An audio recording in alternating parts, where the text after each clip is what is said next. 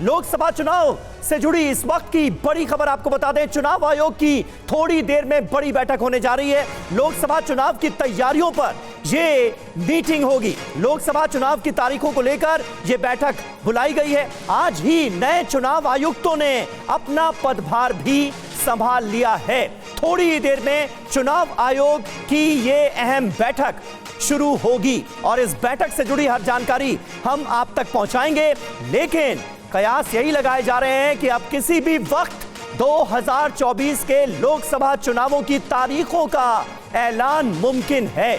और ताजा अपडेट मेरे पास ये आ रही है कि ये बैठक, चुनाव आयोग की ये महत्वपूर्ण बैठक शुरू हो चुकी है।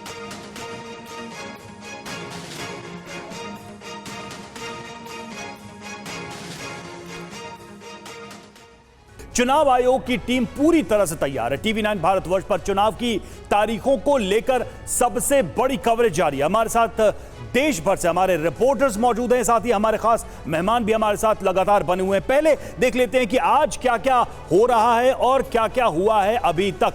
तो पहली बात यह कि किसी भी वक्त चुनाव का ऐलान हो सकता है। चुनाव आयोग की जो अहम बैठक है वो शुरू हो चुकी है। ये एक बड़ा अपडेट भी हम आपको साथ में बता रहे हैं। और देखिए, इसमें तारीखों को लेकर मंथन होगा। बैठक जो हो रही है चुनाव आयोग की, उसमें कौन सी तारीख से चुनाव शुरू कराए जाएं, इसको लेकर चिंतन मनन बैठक में होगा। जी हां, नए चुनाव आयुक्तों ने अपना पदभार संभाल लिया है और बहुत बड़ी जिम्मेदारी है उनके कंधों पर। फुल एक्शन में तमाम पॉलिटिकल पार्टीज नजर आ रही है, पूरा जोर लगाती हुई तमाम पार्टियां नजर आ रही हैं, खास करके बीजेपी और कांग्रेस, जिसके दो बड़े चेहरे इस वक्त आपके सामने हैं। दक्षिण में आज प्रधानमंत्री नरेंद्र मोदी की मौजूदगी होगी और दक्षिण कमजोर नब्ज मानी जाती है भारतीय जनता पार्टी के लिए। इसलिए दक्षिण के किले को मजबूत करने की हर मुमकिन कोशिश प्रधानमंत्री नरेंद्र मोदी करते हुए नजर आ रहे हैं। बीजेपी के 267 प्रत्याशी अब तक घोषित किए जा चुके हैं। इंडिया गठबंधन भी तैयार नजर आ रहा है। कई राज्यों में जो सीट शेयरिंग का खाका है वो हमारे सामने आ चुका है। कांग्रेस के 82 प्रत्याशी अब तक घोषित किए जा चुके हैं। बिल्कुल। और इस बीच देखिए, राहुल गांधी लगातार अपनी न्याय यात्रा को जारी रखे हुए हैं। अंतिम चरण में उनकी न्याय यात्रा है और इस वक्त एक और जो इससे जुड़ी जानकारी है, चुनाव के ठीक पहले एक बड़ा ऐलान कि पेट्रोल डीजल को सस्ता किया गया। 2 रुपए पेट्रोल डीजल सस्ता हुआ है, तो इसे भी चुनाव से जोड़कर देखा जा रहा है कि लोगों को बड़ी राहत चुनाव के ऐलान के ठीक पहले सरकार की तरफ से दी गई है। बिल्कुल। और इस वक्त देखिए, देश के अलग अलग शहरों से हमारे संवाददाता हमें ज्वाइन कर रहे हैं, क्योंकि चुनावी सरगर्मियां जोरों पर हैं और लोगों की, आम जनता, आम वोटर्स की नब्ज टटोलने की भी हम कर रहे हैं कोशिश। प्रीति श्रीवास्तव वाराणसी से इस वक्त हमारे साथ मौजूद हैं। शुभम गुप्ता का हम रुख करेंगे, भोपाल से वो हमारे साथ लाइव जुड़ चुके हैं। ध्वज आर्या जयपुर से हमारे साथ कनेक्ट हो चुके हैं। पीयूष पांडे दिल्ली से हमारे साथ लगातार बने हुए हैं, चुनाव आयोग की हर हलचल से आपको वाकिफ कराएंगे। राजेश जोशी जी हमारे साथ मौजूद हैं, वरिष्ठ पत्रकार। समीर चौगांवकर जी लेखक और वरिष्ठ पत्रकार हमारे साथ मौजूद हैं। और सिद्धार्थ यादव भारतीय जनता पार्टी के प्रवक्ता हमारे साथ जुड़ चुके हैं। सुलेमान मोहम्मद खान प्रवक्ता कांग्रेस पार्टी के हमारे साथ जुड़ चुके हैं। लेकिन सबसे पहले रुख करते हैं भोपाल का। शुभम वहां से हमारे साथ मौजूद हैं। शुभम, अब कहा यह जा रहा है कि किसी भी वक्त तारीखों का ऐलान हो सकता है। मध्य प्रदेश की, भोपाल की जनता के मन में क्या है? देखिए, बिल्कुल समीर, चूंकि मध्य प्रदेश में बीजेपी ने अपने 29 में से 29 कैंडिडेट का ऐलान कर दिया है, कांग्रेस ने अभी 10 उम्मीदवारों के नाम का ऐलान किया है। भोपाल से कांग्रेस का अभी तक उम्मीदवार का नाम सामने नहीं आया है। जनता हमारे साथ है, उनसे बातचीत करते हैं। इस बार का इलेक्शन कितना खास रहने वाला है, क्या सोच रहे हैं आप लोग, क्या मुद्दे रहेंगे, और ये पेट्रोल डीजल और जो गैस के दाम कम हुए हैं, इसका इफेक्ट भी चुनाव में नजर आएगा? तो कोई डीजल पेट्रोल में जो 2 रुपये कम हो रहे हैं, इससे भी जनता को बहुत बेनिफिट रहेगा। और जो गैस में 1 रुपये कम हुए हैं, उसका भी बहुत बेनिफिट है।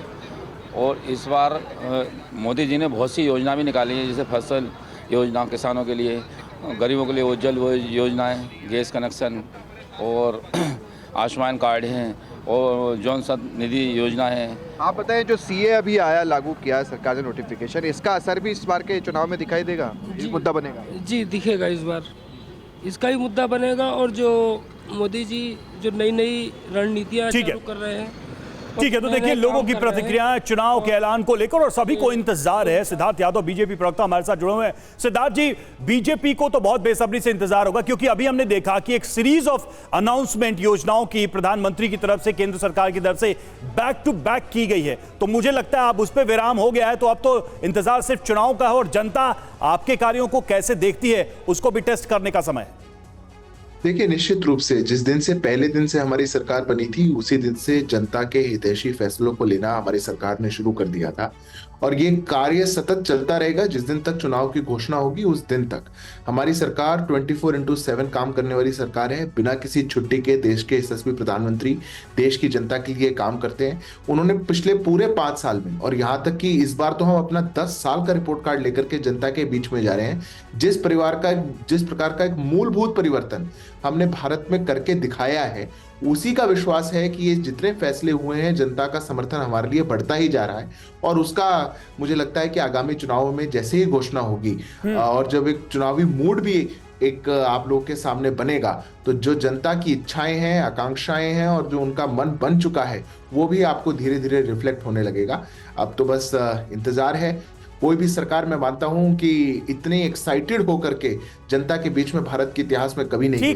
ठीक है। सुलेमान मोहम्मद खान हमारे साथ मौजूद हैं। कांग्रेस पार्टी क्या दम भरना चाहेगी देश की जनता के सामने? सुलेमान जरा बताइए, क्योंकि बीजेपी प्रधानमंत्री पद का चेहरा जाहिर है नरेंद्र मोदी, 400 पार एनडीए, 370, बीजेपी, बहुत बड़े बड़े दावे किए गए हैं, लेकिन इस तरह का कोई बड़ा दावा कांग्रेस पार्टी की तरफ से, इंडिया गठबंधन की तरफ से नंबर्स को लेकर सामने नहीं आता। इसकी क्या वजह है? देखिए, ये नंबर्स का तो एक लोगों का ध्यान बटाने की बात है कि 400 पार कभी कहते हैं। मुझे कभी डर लगता है कि ऐसा नहीं कहते कोई कि 543 के पार, जितनी सीटें नहीं है लोकसभा में उससे ज्यादा पार। ये तो सब एक माहौल बनाने की बात होती है और कुछ मुझे ऐसा लगता है कि ओवर कॉन्फिडेंट भी ज्यादा है और अपनी विफलताओं को, नाकामियों को छुपाने के लिए इस तरह की बड़ी बड़ी बातें करते हैं। सवाल यह है कि 10 साल में जो 2 बार मैनिफेस्टो रिलीज किया नरेंद्र मोदी जी ने, जनता के सामने रखा, वो मैनिफेस्टो के जो वादे थे, प्रोमिसेस थे, वो पूरे हुए या नहीं हुए? हमारे नजर में तो नहीं हुए। बताए, नौकरियों की बात करें, नौजवानों की बात करें, ये भारत हमारा एक नौजवान मुल्क, 2 करोड़ नौकरी दूंगा नौजवानों को हर साल। 10 साल पहले कहा था, देती नौकरियां 2-2 करोड़ हर साल। पहला सवाल यही है, पूरे देश का युवा पूछ रहा है कि आपने 2 करोड़ नौकरी हर साल नौजवानों को देने की बात करी थी, आपने दी 2 करोड़ नौकरी? नहीं दी। तो पहला झूठ। तो ये वादे जितने भी ये करते हैं, अभी भी तमाम वादे कर रहे हैं, ये सब झूठ। अच्छा, उसके अलावा आपने कहा इलेक्शन कमीशन की मीटिंग हुई, इलेक्शन कमिश्नर्स का अपॉइंटमेंट हुआ। ये इलेक्शन कमिश्नर्स का जो अपॉइंटमेंट हुआ है, सुप्रीम कोर्ट की जजमेंट है, लॉ कमीशन की 2015 की रिपोर्ट है, सुप्रीम कोर्ट की जजमेंट है अनूप बरनवाल में, जिसमें सजेस्ट किया था कि इलेक्शन कमीशन जो है इंडिपेंडेंट होना चाहिए। लेकिन फिर भी समीर का सवाल आपसे ये था कि कांग्रेस की तरफ से जनता के सामने क्या प्रस्ताव रखे जाएंगे जिसको जनता विचार करे। आप तो वो बता रहे हैं जो वो नहीं कर पाए।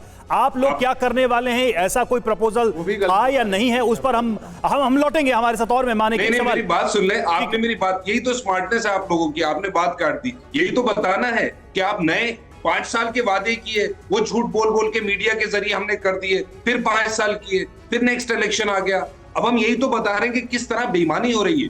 इलेक्शन कमीशन को डॉक्टर BR अम्बेडकर ने कॉन्स्टिट्यूएंट असेंबली की डिबेट में ये कहा था, इंडिपेंडेंट होना चाहिए, एग्जीक्यूटिव प्रेशर के बाहर होना चाहिए।